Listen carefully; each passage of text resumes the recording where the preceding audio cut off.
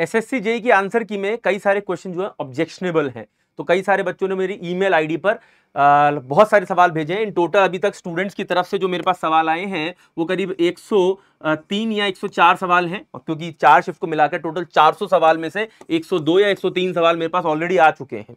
ठीक है, तो मैंने बच्चों को बोला था कि जितने भी आपको ऑब्जेक्शनेबल लगे, तो बहुत सारे बच्चों ने तो बहुत सारे भी भेज दिए हैं, खैर लेकिन चलिए कोई बात नहीं। ठीक है, तो बहुत सारे बच्चे आप अपनी ईमेल आईडी चेक कर सकते हैं, ईमेल आईडी पर आपको रिप्लाई भी आया होगा, कई सारे बच्चे हैं। ठीक है, जैसे एक तुषार नाम का बच्चा था और कई थे, मैं सबका नाम तो याद नहीं मुझे। ठीक है, तो कई जिनके जैसे किसी ने 10-12 क्वेश्चन भेजे थे, उसमें एक आध कोई ऑब्जेक्शनेबल मिला तो मैंने उसमें बता दिया है आपको, लेकिन फिर भी इस वीडियो में जो सिर्फ ऑब्जेक्शन वाले हैं वो बता देता हूं।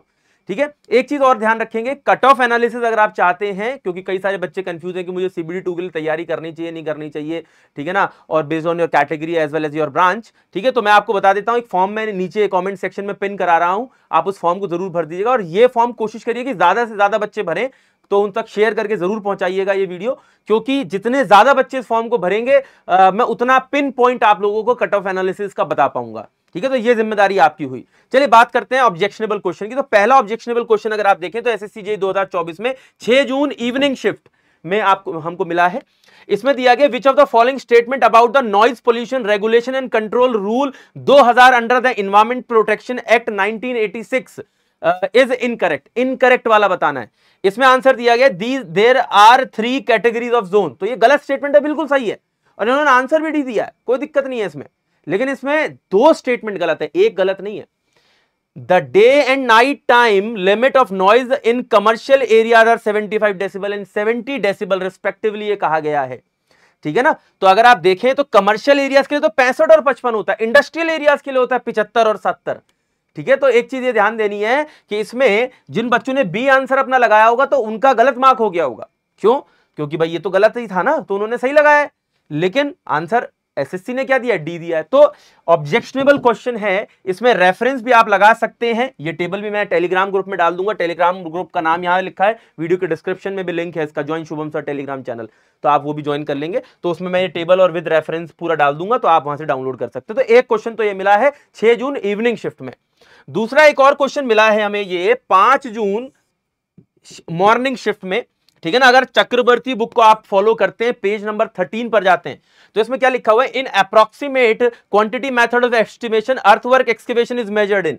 तो अर्थवर्क एक्सकेवेशन जो है हमेशा क्यूबिक मीटर में मेजर किया जाता है, लेकिन इन्होंने रनिंग मीटर दिया हुआ है, तो ये गलत आंसर है और ये सही आंसर है।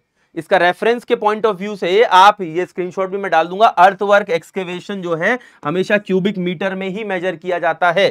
ठीक है ना, रेफरेंस चक्रवर्ती भी यूज कर सकते हैं आप, वरना किसी और बुक का यूज भी कर सकते हैं as a reference, page number 13।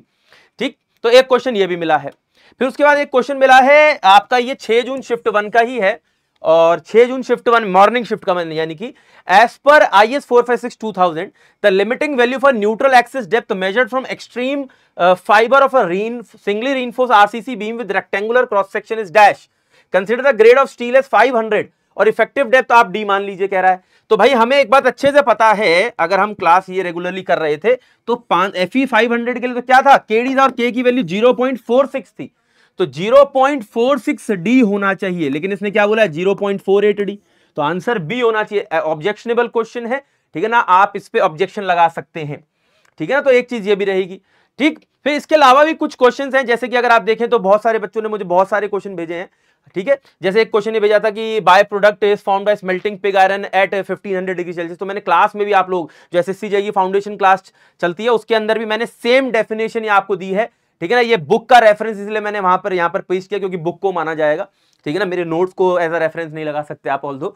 ठीक है, तो ground blast furnace slag clearly mention है 1400 से 1600 डिग्री सेल्सियस, यानी कि 1500, ठीक है ना, रेंज में आ जाता है। और हम क्या कहते हैं, आयरन को क्या करते हैं, स्मेल्टिंग ऑफ आयरन ओर, और जिसमें कि पिग आयरन भी क्या है, उसका ही एक एग्जांपल है। ठीक है ना, तो containing mainly lime silica alumina from the blast furnace slag, तो इसमें clearly pig iron is produced and the floating impurities, तो फिर यहां पर एक सही आंसर दिया गया, इसमें कोई गलती नहीं। तो ऐसे बहुत से डाउटफुल क्वेश्चंस भी मेरे पास आए हैं, एक सेशन है उसके ऊपर भी कर लेंगे, हो सकता है आपका क्वेश्चन उसके अंदर हो और आपको लग रहा हो कि वो गलत है, लेकिन एक्चुअली में गलत ना हो।